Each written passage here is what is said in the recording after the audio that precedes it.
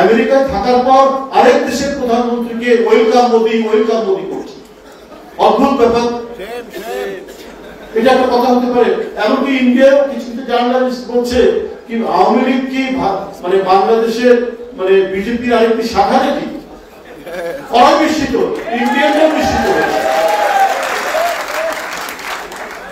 ওরা মানে অবাক হচ্ছে। কিন্তু অদ্ভুত ব্যাপার যে মানে বাংলাদেশের লোক আওয়ামী লীগ করে, মার্কিন যুক্তরাষ্ট্রে তাদের কমিটি আছে, শাখা, এটাই থাক, তারা একেবারে উইথ অর্গানাইজেশন গিয়ে ওয়েলকাম জানাচ্ছে।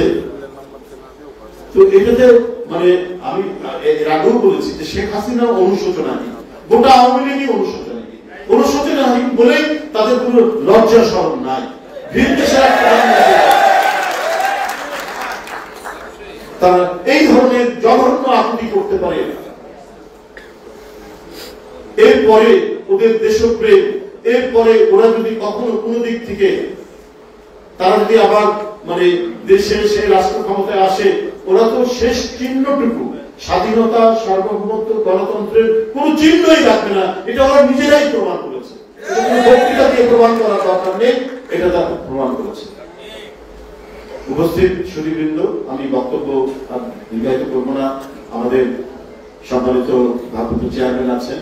আমি শুধু সরকারের কাছে একটা জিনিস বলতে চাই যে অনেক কিছু তো হয়েছে। এই সরকার তো অনেক রক্ত ঝরা আন্দোলনের সরকার, অনেক শিশু কিশোর তরুণের রক্তের উপর দিয়ে সরকার হয়েছে।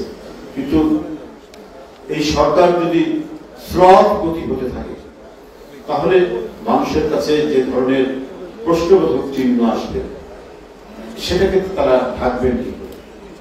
আপনারা দেখুন যে বিশেষ করে মানুষ চায় যে এক বেলা কমপক্ষে পেট করে খাবে।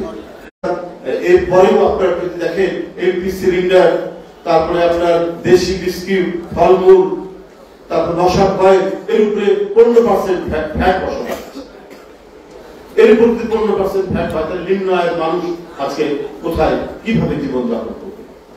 আজকে যে কথাটা বলা হয়েছে যে আজকে আমরা অনেক ভাঙাভাঙি দেখছি, কিন্তু সরকারের প্রথম দায়িত্ব হচ্ছে সিন্ডিকেট ভাঙা, মাফিয়া সিন্ডিকেট। আপনারা জানেন বাংলাদেশের সমস্ত পোল্ট্রি 3 থেকে 4টি আপনার কোম্পানি নিয়ন্ত্রণ করে।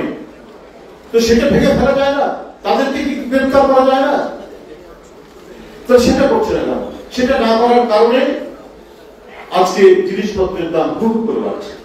আপনার যেদিনই বাণিজ্য উপদেষ্টা নিয়োগ হলেন, তারপরে তিনি সোয়াবিন তেলের দাম 8 টাকা বৃদ্ধি পেয়ে গেল।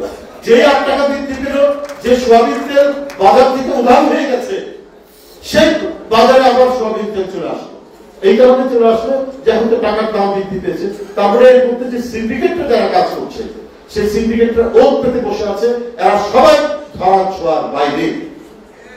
তো সুতরাং এইটা কেন এই সরকার ভাঙতে পারছে না? এটা তো আন্দোলনের সরকার, এটা তো বিপ্লবের সরকার।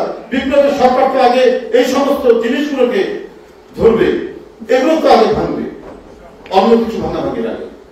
কিন্তু এটা করতে পারছে না।